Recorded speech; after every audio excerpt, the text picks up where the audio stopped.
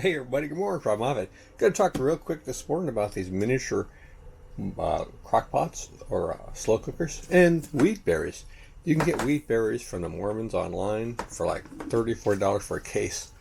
And this is just regular wheat berries. You put a half of a cup of wheat berries and 2 cups of water overnight and cook up some wheat berries. It's very nutritious. By the way, I put this plate on there because it comes with a black plastic lid, and I don't trust the black plastic anymore. I don't think it may be a good choice for cooking food. Sometimes they recycle that black plastic, and you get a lot of bad stuff in there. Also, other the chemical sometimes they make it, it's just not good for you. So I think you're better off using something like this. Then throw you some little raisins in there. If you're trying to cut back on your sugar, this is probably not a good recipe because we're going to be using a little bit of brown sugar. And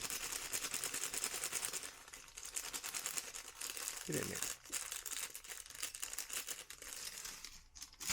And I'm just using some soy milk. You can use any type of milk you want. Regular dairy milk or oat milk or soy milk or cream or whatever beverage you like on your cereal. I usually just add the wheat berries to my oatmeal and make a hybrid breakfast.